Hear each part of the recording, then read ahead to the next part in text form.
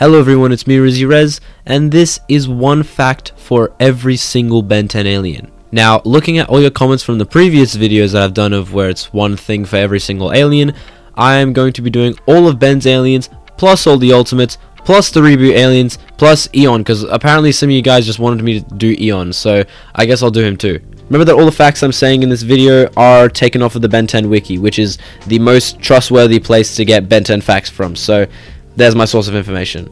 With all that out of the way, you know what to do. Like and subscribe and follow the Instagram, and make sure to watch my previous video. I spent quite a bit of time working on that, and it's not really doing that well, so I'd really appreciate if you go and watch that video, because I think it's pretty good. And without further ado, let's go, starting with T-Bloss is the only alien in the franchise that has eyes that has never been portrayed with green ones. The crew stated that if Wildmutt was in the reboot, he would look a lot more humanoid. Diamond Head is the only alien other than Waybig to defeat Vilgax, and the only alien other than Feedback to defeat Malware. During the time of Classic Series Season 2 production, there was a poll held up by Cartoon Network where fans could pick their favorite out of the 12 aliens introduced at the time, and Accelerate was the winner of that.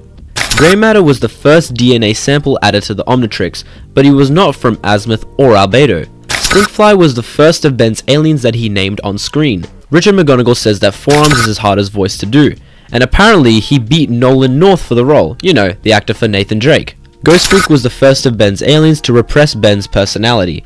Ripjaw's original design was meant to be a purple crocodile creature named Razorjaws. Upgrade was the final alien used by 11-year-old Ben in a flashback in Omniverse, so therefore he's the last alien to be used by the prototype Omnitrix. Cannonball was the first alien introduced outside of the original 10, both in Classic and Alien Force. Wildvine's grenades were originally meant to look like fruits, and also, Gwen's Wildvine counterpart is meant to resemble Princess Leia from Star Wars. Blitzwolf or a Benwolf was the first alien to be unlocked through DNA sample.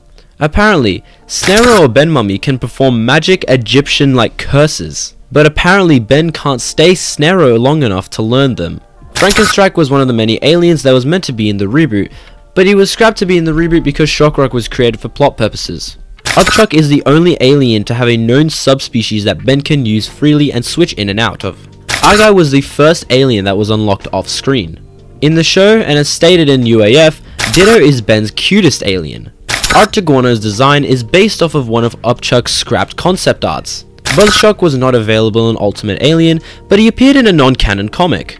A predator for Waybig was conceptualized in Omniverse as a virus or mites and fleas. Spitter never talks at all and is the only alien to do so, since Wildmutt's ultimate can talk. And that's it for Classic Series, so let's move on to Swampfire is the only alien to have a canonical on-screen design change when he turned into his bloomed form. Other design changes like Chromastone and Edel don't count because that's mainly just the crew wanting to change up their design. Echo is based off of an iPod, and if he sings he would apparently be really good at dubstep. Humongousaur is the most used alien in the entire Classic continuity, used a whopping 89 times. Jetray did not appear in Omniverse because Derek J. Wyatt, the art director of that time, could not figure out how to put a suit on him. Big Chill's infamous Omniverse design takes inspiration from Man-Bat from the Batman animated series. Chromastone is the only alien to have been killed twice, the first by Vilgax and the second by Charmcaster. He's also the only alien for Ben to die as without turning immediately back to human. Instead, Chromastone turned into Diamond Head. Brainstorm did not appear in Omniverse a lot because apparently his toys didn't sell well, which is pretty disappointing because he's actually pretty cool in Omniverse. Spider Monkey's powers are based off of Spider-Man, but his looks in Omniverse are actually based off of Beast from X-Men, so he's got the whole Marvel spectrum going on. According to Derek J. Wyatt, he believed that Goops has different flavors based off of his colors.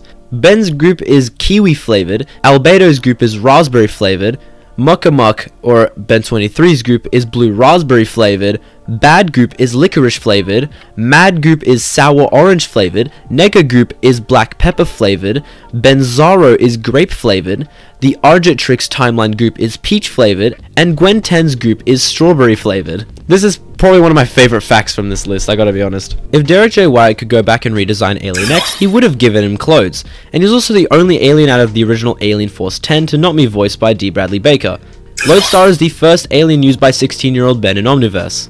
Nanomech is the only alien-human hybrid.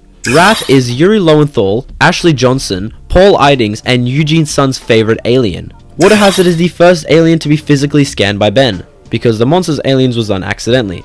Amphibian is the only alien in UAF to have a colored transformation sequence. Armadillo's first appearance was in Tabloid Trouble, which is a non-canon comic. Terraspin went through a bunch of names before he got his final one, and his final name was actually chosen by Kathleen David, who was Peter David's wife, who was a writer on the Ben 10 franchise. NRG is the only non-duplicating alien to technically have two Omnitrixes, because he's got one on the outside of his suit, and he's got one on his true form, but apparently it's meant to be an error, and when he uses his true form, it's meant to unplug from his suit. Fast Track was originally made to promote the game Ben 10 Galactic Racing. Clockwork was first introduced by Ultimate Ben and then unlocked in the same series, which makes him unique from the other future aliens being unlocked in future series, such as Arctic Guano being unlocked in Omniverse. Chameleon has never actually had Ben shout out his name, because in his debut episode he pronounced his name as Overkill, which is not his final name, and in Night of the Living Nightmare, that was actually in Albedo's mind where he shouted out his name.